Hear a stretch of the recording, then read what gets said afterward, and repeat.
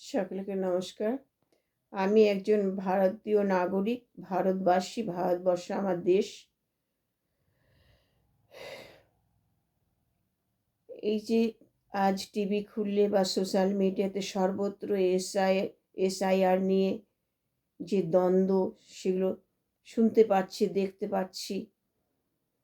তাই আমাদের ভারতীয় নাগরিকরা প্রত্যেকের মুখে আমি শুনতে পাচ্ছি যে এসআইআর হওয়া প্রয়োজন, দরকার। আর এটা সংবিধানের আইনসঙ্গত হয়েছে এবং হয়ে আসবে। হ্যাঁ, এটা এটা 2002 সালে হয়েছে। আর 2025, এটা 2025, এর মাঝখানে আরেকবার হওয়া দরকার ছিল। তাহলে এত অনুপ্রবেশকারী ভারতবর্ষে ঢুকতে পারতো না, এত লোক সংখ্যা বৃদ্ধি হতো না, আর ভারতের অবস্থা এরকম দুর্নীতিগ্রস্ত হতো না, দুরবস্থা হতো না। তাই এটা এসআইআর, এটা তো আইনসম্মত, এটা ভারতবর্ষের মঙ্গলের জন্য, ভারতবর্ষের ভালোর জন্য এটা হওয়া প্রয়োজন, হওয়া দরকার। এটা আমরা প্রত্যেকে বুঝতে পারছি। তাহলে রাজনৈতিক দলগুলো কেন বুঝতে চাইছে না? কেন তারা চাইছে না?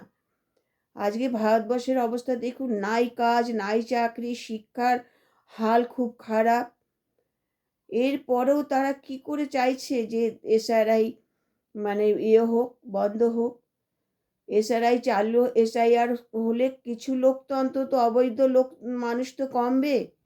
যারা অবৈধভাবে বসবাস করছে এরা ভারতের নাগরিক নয়, এরা অবৈধভাবে বসবাস করছে। কিছু গরিব মুসলিম, রোহিঙ্গা মুসলিম, আমি হিন্দুর কথা বাদ দিলাম। তাহলে কেন তারা তারা তাদের দেশে ফিরে যাচ্ছে? এতে অসুবিধাটা কোথায়? এতে তো কোনো অসুবিধাই নেই। আজকে দেখুন, ভারতবর্ষ আজকে বস্তিতে পরিণত হয়েছে। ভারতবর্ষের অবস্থা দেখুন, কোথাও কোনো একটা ভালো ল্যান্ড নেই, কোনো বাচ্চাদের কোনো খেলার মাঠ নেই, কোনো পার্ক নেই, কোনো উম, আহ, উম, ইয়ে ফাঁকা জায়গায় নেই। সকালবেলার যে বয়স্করা মর্নিং ওয়াক করে, তার একটা জায়গা নেই, তারা রাস্তা দিয়ে হাঁটতে হচ্ছে তাদেরকে।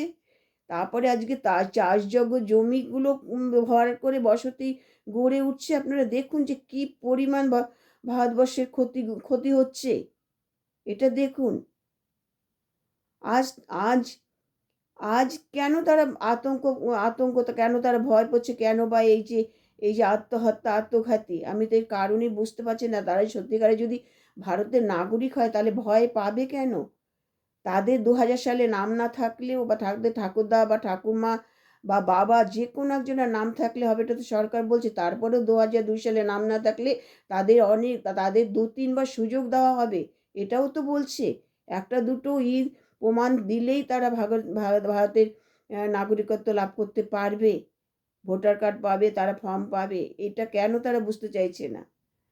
আর এটাও তো, এই যে যারা অবৈধভাবে বসে তাদের তো বোঝা দরকার যে কোনো দেশে অবৈধভাবে বসবাস করা যায় না। তাহলে যারা অবৈধভাবে বসবাস করছে তাদেরই মধ্যে এগুলো বেশি হচ্ছে, আর আতঙ্ক হবে কেন? আজকে এই যে অনুপ্রবেশকারীরা তো নতুন না, আজকে অনুপ্রবেশকারী সেই সিপিএমের আমল থেকে প্রবেশ করছে। প্রতিটা রাজনৈতিক দল এর জন্য দায়ী। প্রতিটা রাজ্য থেকে প্রবেশ করেছে, সব থেকে বেশি পশ্চিমবঙ্গ এবং আসাম। প্রতিটা রাজ্য থেকে প্রবেশ করেছে। ত্রিপুরা, মণিপুর, যে বাংলাদেশের বর্ডারগুলো এলাকা দিয়ে, তারা দালালের মাধ্যমে চোরা পথে, এমনকি বিএসএফের সহযোগিতায় তারা প্রবেশ করেছে। বিএসএফও টাকা খেয়ে মানুষ প্রবেশ করিয়েছে, এটাও শোনা যাচ্ছে এখন। আজকে সেই ওদেরই মুখে শোনা যাচ্ছে যারা ফিরে যাচ্ছে। আজকে কিছু মুসলিম রোহিঙ্গা, তারা দেখুন এই দেশের পরিবেশটা নষ্ট করছে, বস্তি গড়ে তুলছে। এটা তো নিজে মুখে বলছে যে এরা কাদের সহযোগিতায় ভোট দিয়েছে, কাদের সহযোগিতায় এইসব ভোটার কার্ড পেয়েছে, আধার কার্ড পেয়েছে, রেশন কার্ড পেয়েছে, কারা। তাহলে এই যে সহযোগিতা যারা করছে তারাও তো দোষী। অন্যায় যে করে আর অন্যায় যে সহে, সমান অপরাধী তারা।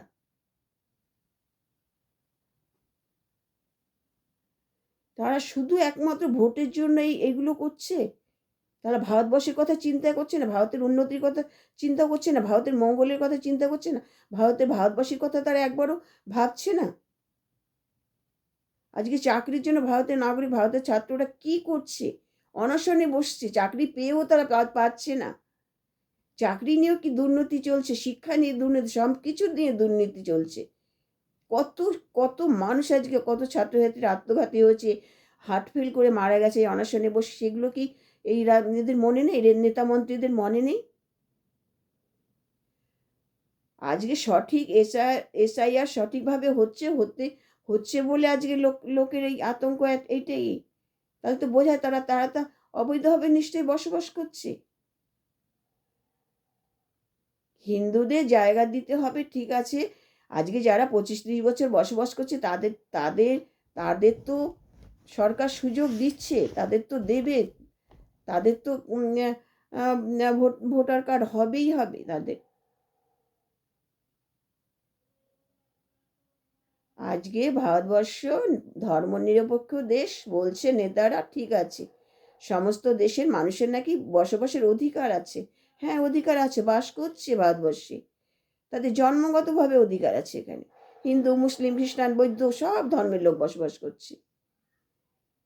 তো এই বলে এই নয় যে প্রত্যেকটা দেশের অনুপ্রবেশকারীদের প্রবেশ করাতে হবে এবং তাদের নাগরিকত্ব দিতে হবে। এটার মানে কি এটা এটা বোঝায়? 10-20 দেশের লোককে ভারতবর্ষে ঢুকাতে হবে, ঢুকিয়ে তাদেরকে অধিকার দিতে হবে? তাহলে ভারতবর্ষের কথাটা একবার ভাবুন, ভারতবর্ষ কোথায় চলে যাবে, কোন রসাতলে যাবে, একবার ভাবুন, সেইটা ভাবুন। এখনই প্রত্যেকটা জিনিসের কি হারে দাম বেড়েছে। আজকে আমরা যে 2002 সালে যে চাল খেয়েছি, মানে 20 টাকা 30 টাকায় 1 নম্বর ভালো ভালো মিনিকেট চাল, আজকে সেই চাল আজকে 100 টাকা 80 টাকা কিলো হয়েছে। তেল খেয়েছি 15-20 টাকা করে তেল খেয়েছি, সেই তেল আজকে 200 টাকা কিলো। প্রতিটা জিনিসের কি হারে, প্রত্যেকটা সবজি 80 টাকা 100 টাকার নিচে পাওয়া যাচ্ছে না কিলো। প্রত্যেকটা জিনিসের কি হারে দ্রব্যমূল্য বৃদ্ধি হয়েছে, কিসের জন্য? এই যে বহিরাগত এই লোক সংখ্যা বৃদ্ধির জন্য।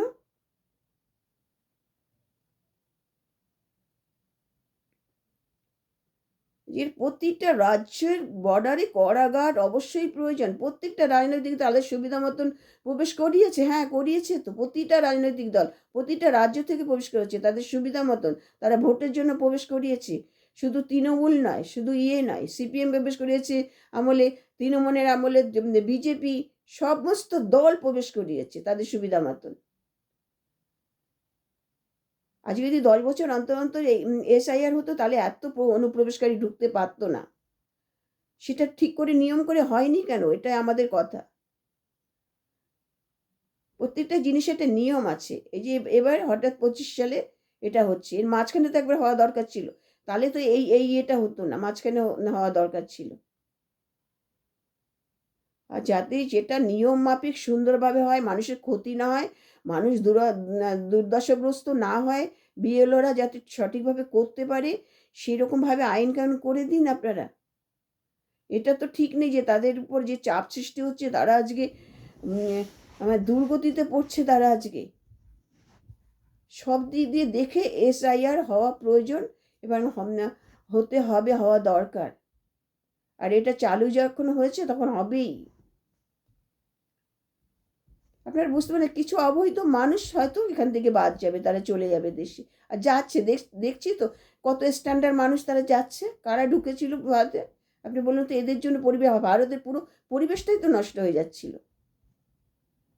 তারপরে এদের মধ্যে লুকিয়ে আছে রোহিঙ্গা মুসলিম, লুকিয়ে আছে জঙ্গি, লুকিয়ে আছে শত্রু। আজকে কাশ্মীরি ঘটনায় দেখুন, প্রত্যেকটা এসে দেখুন, আজ লালকেল্লায় প্রত্যেকটা এই গ্রুপটাই পুরো মুসলিম। আরও শিক্ষিত ডক্টর, তারা সব বাংলাদেশের থেকেও এসেছে, ঢাকা থেকে।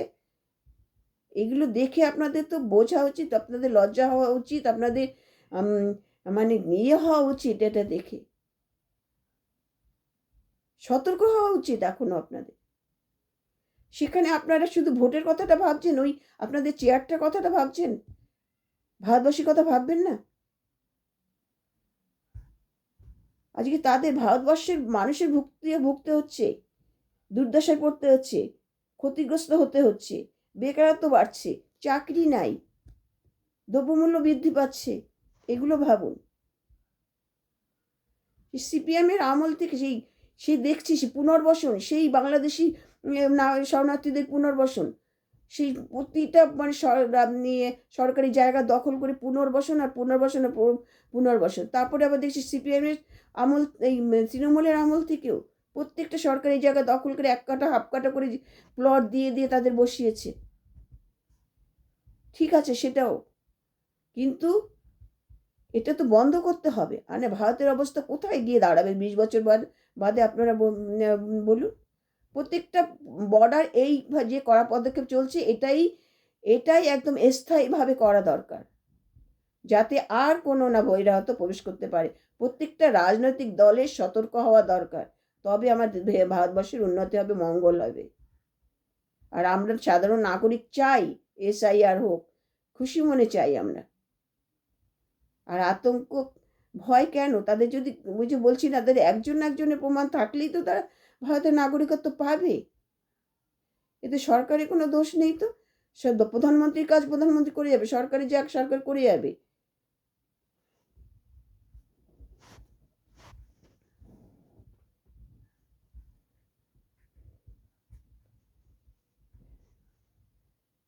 আমরা এই যে এটা সব থেকে কড়া পদক্ষেপ 71 সালে যখন শরণার্থীরা ফিরে গেল, তারপর থেকে কড়া পদক্ষেপ নেওয়া উচিত ছিল। সব থেকে 80-র দশক থেকে বেশি প্রবেশ করেছে। তারপর 2002 সালের পরে হাজার হাজার লক্ষ লক্ষ অনুপ্রবেশকারী। ভারতবর্ষ কি সমস্ত দেশে দায়ভার নিয়ে রেখেছে যে সবাইকে একেবারে আশ্রয় প্রশ্রয় দিয়ে একদম মানুষ করবে, আশ্রয় দেবে? ভারতবর্ষে কি এটা ধর্মশালা? আজকে রাস্তাঘাটে বেরোনো আছে, বাজারঘাটে শুধু মানুষ আর মানুষ, রাস্তায় চলা যাচ্ছে না, গাড়ির ধাক্কা এসে ধাক্কা। মানে কলকাতা দূষণে দূষণ, বস্তি বস্তি ভরে গেছে। কলকাতা শহর তো আর কলকাতা শহর নেই। শুধু অটো, এই অটো, প্রত্যেকটা বাংলাদেশি মানুষ এই অটো, লক্ষ লক্ষ হাজার হাজার অটো বের করেছে জীবিকা অর্জন করার জন্য। এই অটোর জন্য মানুষ মানে প্রতিদিন অ্যাক্সিডেন্ট, প্রত্যেক দিন মানে শোনা যাচ্ছে অ্যাক্সিডেন্টের ঘটনা। রাস্তায় চলা যাচ্ছে, নিঃশ্বাস ফেলার উপায় নেই, কোথাও এতটুকু একটু ফাঁকা জায়গা নেই। আমাদের এই মানে 70 দশকের কথা বলছি, 70 বছর, তখন আমাদের রাজারহাট নিউ টাউন এই কলকাতা এলাকাটা কত সুন্দর, ফাঁকা ফাঁকা মাঠ আর মাঠ, ধান ক্ষেত আর ধান ক্ষেত, প্রত্যেকটা বাড়িতে পুকুর, প্রত্যেকটা বাড়িতে পুকুর। আজকে সেই সেই 2070-এর ভারতবর্ষ আর এই এলাকা আর এখনকার এলাকা, এখন আমরা নিঃশ্বাস ফেলতে পাচ্ছি না। সেই হারে কোনো সংস্কার নেই, কোনো সংস্কার হচ্ছে না সেই হারে। এই যে আজকে বাগজেলা খালটা সংস্কারের দরকার, কত বছর এই বাগজেলা খাল, এই যে কলকাতার জল পাস হয়, আজকে 10 বছর পরে সংস্কার হচ্ছে না কোনো, না মাটি দল হচ্ছে না, না সংস্কার হচ্ছে, কাটা হচ্ছে। কেষ্টপুর ঠাকুরদাড়ি খালও কত বছরে এই খাল কাটা হচ্ছে না। আজকে মানুষ একটু বৃষ্টি হলে জলে ডুবে যাচ্ছে, কলকাতা জলের তলায় তলিয়ে যাচ্ছে এই জল নিকাশি ব্যবস্থা সুবন্দোবস্ত না থাকার জন্য। আজকে এই খালটা আজকে কয়েক বছর ধরে বাগজেলা খাল সংস্কার হয় না আমাদের এই আমাদের এলাকায়। তাই আমরা সকলে চাই যে SIR হোক, ভারতবর্ষের মঙ্গল হোক, ভারতবর্ষের ভালো চাই আমরা। প্রত্যেকটা নাগরিকের এই সবারই মুখে একটাই কথা শুনছি। নমস্কার, ভুল হলে ক্ষমা করবেন।